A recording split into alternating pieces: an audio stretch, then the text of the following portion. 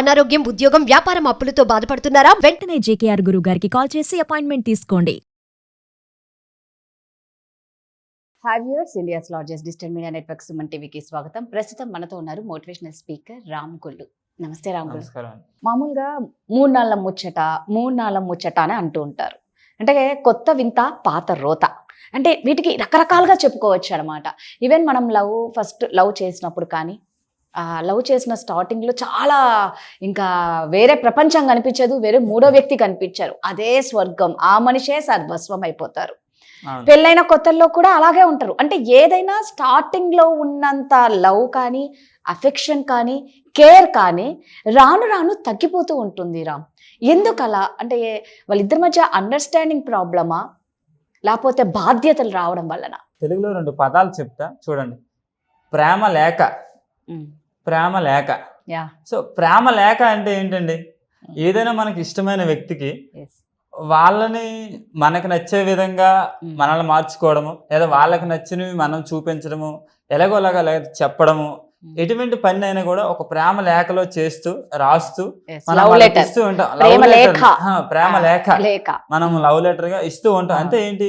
వాళ్ళు మనకి ఇష్టాన్ని తెలపడం, లేదా వాళ్ళు మనకి ఎందులో ఇష్టపడుతున్నారు అనేవి తెలుపుతూ మనం రాసేది ప్రేమ లేఖ.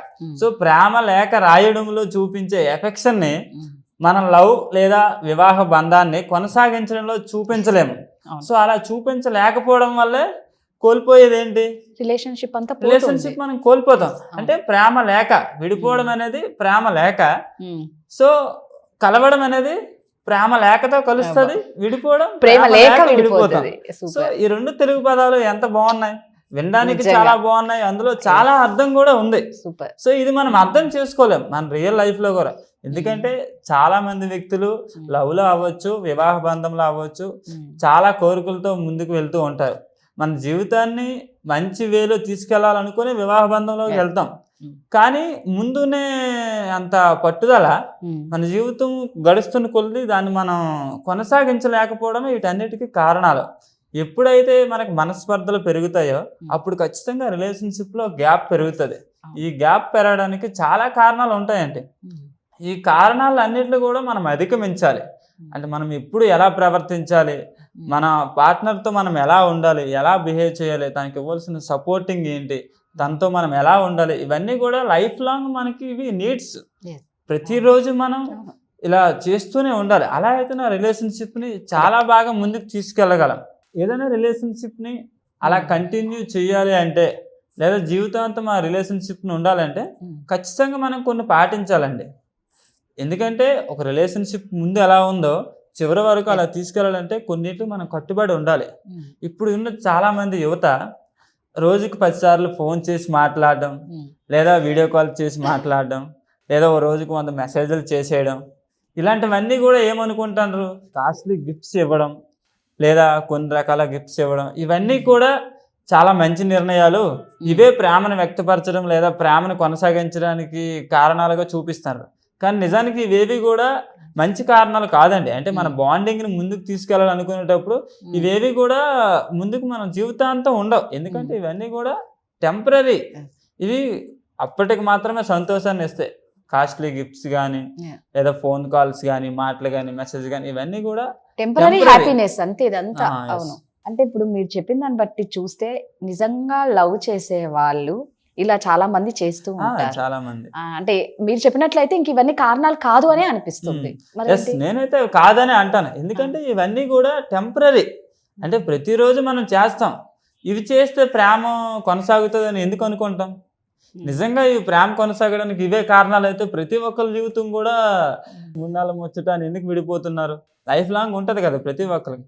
కానీ నిజానికి ఇవన్నీ కారణాలు కాదండి. ఏముండాలి వాళ్ళ రిలేషన్షిప్ స్ట్రాంగ్ గా ఉండాలంటే, రిలేషన్షిప్ స్ట్రాంగ్ గా ఉండాలంటే కొన్ని కారణాలు ఉంటాయి.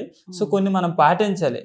అవేంటో మనం చూసుకున్నట్లయితే first of all A relationship లో అయినా కూడా ఒకరిని గౌరవించుకోవాలి. సో ఒకరిని గౌరవించుకోవడం అనేది ఫస్ట్ థింగ్. ఎందుకంటే ఒక వ్యక్తి తన జీవితంలోకి వచ్చిందంటే ఆ వ్యక్తి కొత్తగా వచ్చిందని అర్థం. సో వాళ్ళకి సొంత అభిప్రాయాలు ఉండొచ్చు, వాళ్ళకి సొంత లక్ష్యాలు ఉండొచ్చు, వాళ్ళకి సొంత ఆనందాలు ఉండొచ్చు. వాటిలన్నిటినీ కూడా మనం గౌరవించాలి. ఎందుకంటే ఎవరికి నచ్చినట్టు వాళ్ళు బతకాలనుకోవడం తప్పు లేదు. లేదు. అలా అని మన జీవితంలోకి వచ్చారు కదా మనకు నచ్చినట్లే ఉండాలని అనుకోవడం తప్పు. కరెక్ట్. ఎందుకంటే కొంతమందికి కొన్ని లక్ష్యాలు ఉంటాయి, వాళ్ళకి కొన్ని ఆనందాలు ఉంటాయి, వాళ్ళకి కొన్ని రిలేషన్షిప్స్ ఉంటాయి, వాళ్ళకి కొన్ని ఫ్రెండ్షిప్ రిలేషన్షిప్స్ ఉంటాయి. వాటిలన్నిటిని కూడా మనం గౌరవించాలి. ఒకరికి ఒకరు గౌరవించుకుంటూ ఒకరికి ఒకరు మద్దతుగా నిలబడాలి. అంటే ఇప్పుడు భార్యగా నేను ఎంత ఆమెను గౌరవిస్తానో భర్తగా నన్ను కూడా ఆమె అంతే గౌరవించాలి. అలా గౌరవించినప్పుడే మనం హ్యాపీగా ముందుకు వెళ్ళగలం. అవును. సో ఇది ఒకరిని ఒకరిని గౌరవించుకోవడం అనేది ఒక కారణం. సో రెండోది మనం చూసుకున్నట్లయితే ఏ రిలేషన్షిప్లో అయినా ఒకరికి ఒకరు సపోర్టివ్గా నిలబడడం, అంటే మద్దతు ఇవ్వడం. ఇప్పుడు ఏదైనా రిలేషన్షిప్ కంటిన్యూగా ఉండాలంటే సపోర్టివ్ అనేది ఖచ్చితంగా ఉండాల్సిందే. ఎందుకంటే ఇప్పుడు నాకు నచ్చినట్లు నేను బతకాలనుకుంటా, మీకు నచ్చినట్లు మీరు బతకాలి అనుకుంటారు. సో రిలేషన్షిప్లో సపోర్టివ్ అనేది చాలా ఇంపార్టెంట్. అంటే సపోజు నా భార్య ఏదైనా ఒక పని చేస్తుంది, లేదా నా భార్య చదువుకోవాలనిపిస్తుంది, నా భార్య ఏదైనా ఒక బిజినెస్ చేయాలనిపిస్తుంది. అలాంటప్పుడు నేను ఆమెకు సపోర్టివ్గా ఉండాలి, లేదా సపోర్టివ్ ఇచ్చే క్రమంలో కొన్ని సజెషన్స్ కూడా ఇస్తూ ఉండాలి. అలా సపోర్టింగ్ అండ్ సజెషన్స్ ఇవ్వడం వల్ల ఆవిడకి నా మీద నమ్మకం అనేది పెరుగుతుంది. సో నా భర్త నాకు సపోర్టివ్గా ఉంటున్నారు, లేదా నా భార్య నాకు సపోర్టివ్గా ఉంటుంది, లేదా నాకు సజెషన్స్ ఇస్తుంది. అలా ఎప్పుడైతే మనం వాళ్ళకి మద్దతుగా నిలుస్తామో వాళ్ళు మనకంటే బెటర్గా మనల్ని ప్రేమించడానికి ఆలోచిస్తూ ఉంటారు. ఎందుకంటే రిలేషన్షిప్లో మద్దతు అనేది చాలా ఇంపార్టెంట్. అది అప్ టు లైఫ్ చాలా నీడ్ అనమాట. అవును. సో ఎందుకంటే మద్దతు అనేది ఖచ్చితంగా ఉండాలి మన లైఫ్లో. సపోర్టివ్ ఉంటేనే మన పార్ట్నర్ని మనం మనకంటే ముందుకు తీసుకెళ్ళగలం. అవును. సో ఈ సపోర్టివ్ కూడా చాలా ఇంపార్టెంట్ అండి. సో థర్డ్ వన్ వచ్చి చూసుకున్నట్లయితే తప్పులను క్షమించడం, మరియు మన తప్పుల్ని మనం ఒప్పుకోవడం. కరెక్ట్. ఏదైనా రిలేషన్షిప్లో మన పార్ట్నర్ ఏదైనా తప్పు చేశారంటే ఆ తప్పును ఖచ్చితంగా మనం క్షమించగలగాలి. ఎందుకంటే ఆ తప్పుని క్షమించినప్పుడే వాళ్ళు ట్రస్టెడ్గా ఉండడానికి మనం ఇంకొక మార్గాన్ని చూపించినట్లు. లేదా వాళ్ళు బాగుండాలని మనం కోరుకుంటున్నామంటే ఖచ్చితంగా వాళ్ళు చేసే తప్పుల్ని మనం క్షమించాలి. తప్పుల్ని క్షమించడం అంటే ప్రతిదాన్ని క్షమించాలని ఏం లేదు, కానీ కొన్ని తప్పులు మనం క్షమించడం వల్ల మన బాండింగ్ని చాలా గట్టిగా స్ట్రాంగ్గా చేసుకోవచ్చు అనమాట. సో మనకు తప్పుల్ని క్షమించడం ఎంత ఇంపార్టెంటో తప్పుల్ని ఒప్పుకోవడం కూడా అంతే ఇంపార్టెంట్.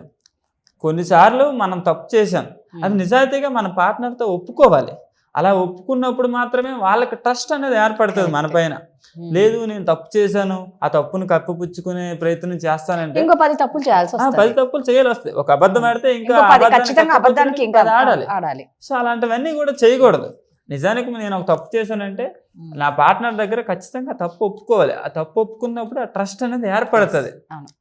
నిజానికి నేను తప్పు ఒప్పుకున్నాను అంటే తప్పు చేసినట్లు ఒప్పుకున్నాను, కానీ తప్పు ఒప్పుకొని మిమ్మల్ని అడిగాను అంటే నేను మిమ్మల్ని ప్రేమించమంటున్నానని అర్థం, మీ ప్రేమను నేను కోరుకుంటున్నానని అర్థం.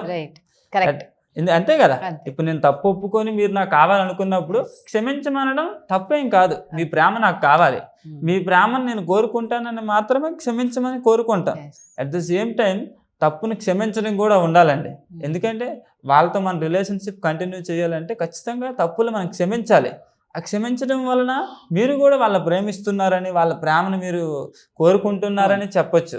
తప్పుల్ని ఒప్పుకోవడం కూడా రిలేషన్షిప్లో ఖచ్చితంగా నీడ్. అది లైఫ్ లాంగ్ అలా జరుగుతూ ఉండే చర్య అనమాట.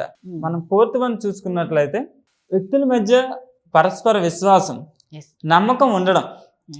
ఎవరైనా ఇద్దరు వ్యక్తుల మధ్య ఏ రిలేషన్షిప్లో అయినా ఆ బాండింగ్ బాగుండాలంటే పరస్పర నమ్మకం అనేది ఉండాలి. ఖచ్చితంగా ట్రస్ట్ ఉండాలి. ఆ ట్రస్ట్ లేకపోయినట్లయితే ఆ బాండింగ్ ఎక్కువ రోజులు ఉండదు. ఎందుకంటే ట్రస్టే మన బాండింగ్కి పునాది లాంటిది. పునాది బాగుంటే కదా ఇల్లు బాగుంటుంది. సో మన జీవితం బాగుండాలంటే ట్రస్ట్ అనేది చాలా ఇంపార్టెంట్. ఆ నమ్మకాన్ని మనం కాపాడుకోవాలి. ఎప్పుడైతే మనం ఆ నమ్మకాన్ని కాపాడుకోగలమో మన బంధం ఆటోమేటిక్గా బాగానే ఉంటుంది. దాన్ని మనం ఎప్పుడు కూడా మన ఆ బంధం ఎలా ఉండాలి అలా ఉండాలని కోరుకో అవసరం లేదు. అలా కోరుకోకుండా ఉండాలంటే ట్రస్ట్ అనేది ఇంపార్టెంట్. ఆ ట్రస్ట్ ఎలా వస్తుందండి?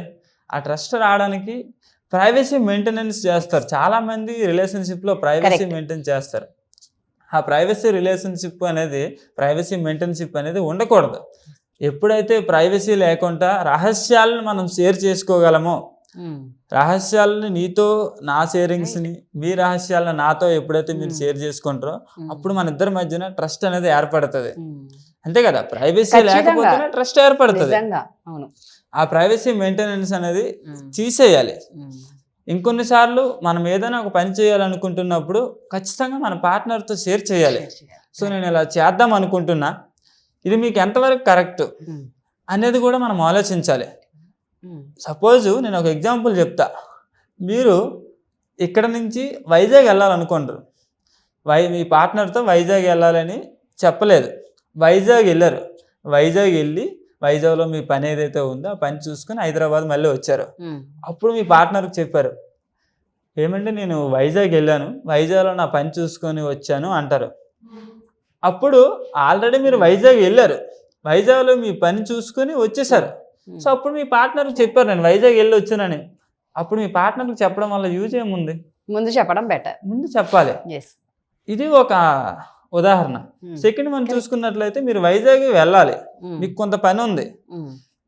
ఏమంటే నేను వైజాగ్ వెళ్తున్నా, వైజాగ్లో వెళ్ళి నాకు కొంత పని ఉంది, ఆ పని చూసుకుని హైదరాబాద్ మళ్ళీ వచ్చేస్తా 2 daysలో చెప్పేసి వెళ్ళిపోయారు. దీనివల్ల ట్రస్ట్ ఏర్పడుతుంది అంటారా? ఎందుకంటే ఆల్రెడీ వైజాగ్ వెళ్ళాలనే నిర్ణయం మీరు తీసుకున్నారు, ముందు పర్మిషన్ అడగాలంటారు. మీరు అడగలేదు, మీరు వైజాగ్ వెళ్తాను వెళ్ళి వచ్చేసారు, వెళ్ళి వస్తానని చెప్పారు. కానీ వైజాగ్ వెళ్ళి రావడం వల్ల జరిగే నష్టం ఏమీ లేదు. కానీ మీ రిలేషన్షిప్లో కొంత ఎడబాటు అనేది వస్తుంది, ఖచ్చితంగా చెప్పకుండా వెళ్ళారు కాబట్టి. ఇంకొక ఉదాహరణ చూసుకున్నట్లయితే మీరు వైజాగ్ వెళ్ళాలి. సో అప్పుడు మీ పార్ట్నర్తో నేను వైజాగ్ వెళ్దాం అనుకుంటున్నా, నాతో పాటు మీరు కూడా వస్తే బాగుంటుంది, లేదా మీకు కుదరదు అనుకుంటే నేను వైజాగ్ వెళ్ళి వస్తా అని చెప్పారు అనుకోండి. అంటే ముందు వైజాగ్ వెళ్ళి వచ్చిన తర్వాత మీ పార్ట్నర్తో చెప్పారు అంటే అతని నిర్ణయంతో మీకు పని లేదు, అప్పుడు మీకు ట్రస్ట్ అనేది ఉండదు. సో తర్వాత మీరు వైజాగ్ వెళ్తానని చెప్పారు, అతను రమ్మని మీరు చెప్పలేదు. సో అతను ఖచ్చితంగా మీ పైన నమ్మకాన్ని పెట్టుకోరు కదా. ఇప్పుడు థర్డ్ వన్ చూసుకున్నట్లయితే మీరు వైజాగ్ వెళ్తామని మీ పార్ట్నర్తో చెప్పారు, నేను వెళ్తున్నా మీరు కూడా వస్తే నాకు హ్యాపీగా ఉంటుంది, మన ఇద్దరం కలిసి వెళ్దామా లేదా నేను ఒక్కడిని వెళ్ళమంటారా అని అడిగితే అది ఎంత ట్రస్టెడ్గా అనిపిస్తుంది, వాళ్ళకి ఎంత నమ్మకంగా ఉంటుంది. సో నమ్మకాన్ని ఎలా మనం ఏర్పాటు చేసుకోవాలి, ఈ నమ్మకం ఉన్నప్పుడు మాత్రమే మన బాండింగ్ చాలా ఎక్కువ కాలం స్ట్రాంగ్గా ఉంటుంది. ఖచ్చితంగా. ఫిఫ్త్ వన్ చూసుకున్నట్లయితే బాండింగ్ కాపాడుకోవడంలో మనం చూపించే బాధ్యత. ఏదైనా ఒక రిలేషన్షిప్లో గొడవలు రావడం సహజం, ఆ గొడవలు వచ్చేటప్పుడు ఆ గొడవల్ని మనం ఎలా సర్దుమణిగేటట్లు చేసుకుంటాం అనేది ఇంపార్టెంట్. గొడవలు వచ్చే క్రమంలో గొడవలు ఎందుకు వచ్చాయని కాకుండా ఆ గొడవలు రావడానికి గల కారణం ఏంటని మనం చూసుకోవాలి. ఆ గొడవలు వచ్చే కారణాన్ని మనం ఇంకొకసారి జరగకుండా చూసుకునేటట్లయితే ఆ రిలేషన్షిప్ని మనం ముందుకు తీసుకెళ్ళవచ్చు చాలా బాగా. సో నీ వల్లే గొడవ జరిగింది లేదా నా వల్లే గొడవ జరిగింది అనే తగులు తీసుకురాకుండా అసలు గొడవ జరగడానికి మన ఇద్దరి మధ్యలో వచ్చిన కారణం ఏంటి, ఆ కారణాన్ని ఇంకొకసారి జరగకుండా ఎలా చూసుకోవాలి అనేది చూసుకున్నట్లయితేనే మన రిలేషన్షిప్ని ఇంకాస్త ముందుకు తీసుకెళ్ళగలం. సిక్స్త్ వన్ చూసుకున్నట్లయితే కొన్ని సాక్రిఫైజెస్ చేయాలండి. మన రిలేషన్షిప్లో ఖచ్చితంగా త్యాగాలకు సిద్ధపడాలి. కొన్నిసార్లు మన పార్ట్నర్కి నచ్చేవి మనం చేయలేకపోవచ్చు, లేదా మనకు నచ్చినట్లు మన పార్ట్నర్ ఉండలేకపోవచ్చు. అలాంటప్పుడు మన పార్ట్నర్కి నచ్చే విధంగా మనం కొన్నిసార్లు మారవలసి ఉంటుంది. ఎక్కువగా ఫ్రెండ్స్తో తిరిగే అలవాటు ఉంది, సో మ్యారేజ్ అయిన తర్వాత ఆ ఫ్రెండ్స్తో తిరిగే టైంని మనం తగ్గించాలి. లేదా మన పార్ట్నర్కి టీ తాగే అలవాటు లేదనుకోండి, మనకు టీ తాగే అలవాటు ఉంది, సో అప్పుడు మన పార్ట్నర్కి అర్థమయ్యే విధంగా చెప్పాలి, మీరు కూడా నాతో టీ తాగితే బాగుంటుంది, మన ఇద్దరం కలిసి బయట కూర్చొని టీ తాగుదాం, మన ఇద్దరం కలిసి టీవీ చూసుకుంటూ టీ తాగుదాం అంటే అవతల మీ పార్ట్నర్ కూడా అప్పుడు దాన్ని సాక్రిఫైస్ చేయాలి. అతనికి ఇష్టం లేదు కానీ మీకోసం సాక్రిఫైస్ చేసి మీతో పాటు కూర్చొని టీ తాగుతూ ఉండాలి. అంటే కొన్నిసార్లు మనకి మన ఫ్యామిలీ వ్యక్తుల పట్ల కూడా మనం కొన్ని విషయాలు సాక్రిఫైస్ చేయవలసి ఉంటుంది. ఎందుకంటే మన కుటుంబం బాగుంటేనే మనం బాగుంటాం. మన కుటుంబం కోసం మన పార్ట్నర్ కోసం కొన్నిసార్లు మనం సాక్రిఫైస్ చేయవలసి వస్తుంది కొన్ని విషయాలు. సో సెవెంత్ చూసినట్లయితే ఏదైనా ఒక రిలేషన్షిప్ బాగుండాలంటే కొంత రొమాంటిక్ లైఫ్ అనేది చాలా ఇంపార్టెంట్. అది మెయిన్. ఎప్పుడైతే మీరు అన్నట్టు అది 100% కరెక్ట్. సాన్నిహిత్యం అనేది చాలా ఇంపార్టెంట్. ఎందుకంటే ఆ రొమాంటిక్ లైఫ్ లో మనం ఉంటున్నట్లయితేనే అప్పుడు మనం చాలా మంచి రొమాంటిక్ లైఫ్ లో ఉన్నామని మన పార్ట్నర్ కి తెలియజేసినట్లు అవుతుంది. కొన్నిసార్లు మన పార్ట్నర్ తో రొమాంటిక్ గా మాట్లాడడం కానీ లేదా మనం మాట్లాడుతున్నప్పుడు వాళ్ళతో ఫేస్ టు ఫేస్ మాట్లాడడం కానీ, లేదా వాళ్ళతో మాట్లాడుతున్న వాళ్ళు చేయి పట్టుకొని మాట్లాడుతూ ఉండడం కానీ, లేదా మన పార్ట్నర్తో కొన్ని ఇంటి పనుల్లో సహకారం చేయడం, లేదా మన పార్ట్నర్ వంట చేస్తుంది, ఏమో ఈ రోజు మీరే చేస్తారా, నేను కూడా కొన్ని రోజులు చేస్తా, నేను ఈరోజు వంట చేస్తా అని మనం హెల్ప్ చేస్తూ ఉండాలి. లేదా మీ పార్ట్నర్ వంట చేస్తూ ఉండేటప్పుడు కొన్నిసార్లు వెనక నుంచి వెళ్ళి హక్ చేసుకోవడం, లేదా కొన్నిసార్లు శరీరాన్ని టచ్ చేయడం, కొన్నిసార్లు ఆట పట్టించడం, ఇలాంటివన్నీ కూడా మన బాండింగ్ ని చాలా స్ట్రాంగ్ గా ఉంచుతాయి. నేను అన్నట్టు మళ్ళీ ఏంటంటే ఇద్దరి మధ్య ఎవరైనా గొడవ వచ్చింది అంటే అవతల పర్సన్ అతను ప్యాంపరింగ్ చేస్తూ ఉన్నట్టు చేసినా కూడా ఆ గొడవ అక్కడితో స్టాప్ అయిపోతుంది. ఇలా రొమాంటిక్ గా ఎప్పుడైతే మనం ఉండగలమో ఖచ్చితంగా ఆ గొడవను అక్కడితో మనం స్టాప్ చేయగలం. ఎందుకంటే అదే సాన్నిధ్యం అంటాం కదా. కొన్నిసార్లు మనం మార్నింగ్ లేవగానే మన పార్ట్నర్తో ఫేస్ టు ఫేస్ మాట్లాడడం వల్ల కొన్ని అపోహలు అనేవి తొలగుతాయి, ఖచ్చితంగా తొలగుతాయండి. ఎందుకంటే వాళ్ళ ఫేస్లో మనం చూసి మాట్లాడడం వల్ల ఒక స్ట్రాంగ్ బిలీవ్నెస్ అనేది ఏర్పడుతుంది, నా పార్ట్నర్ నాతో ఎంత స్ట్రాంగ్గా ఉంది అనేది.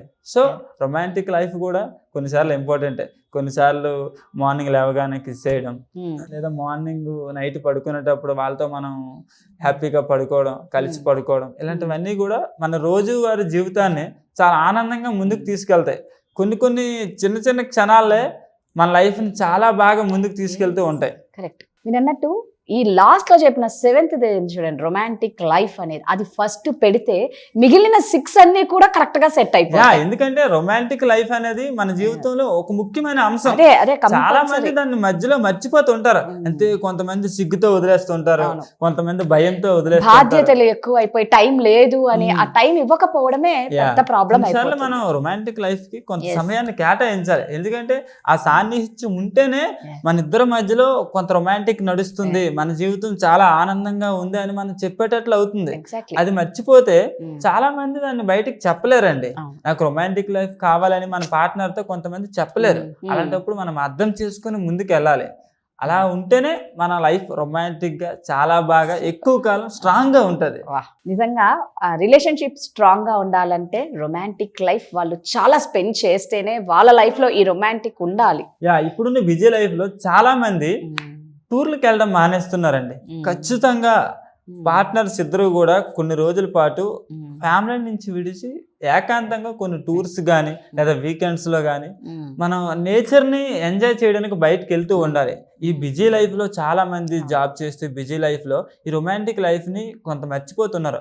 అలా వీకెండ్స్ లో కానీ కొన్ని రోజులు సెలవు తీసుకొని కానీ బయటకు వెళ్ళి మనం నేచర్ కి అలవాటు పడే నేచర్ లో మనం జీవిస్తే ఖచ్చితంగా మన రొమాంటిక్ లైఫ్ చాలా బాగుంటదండి.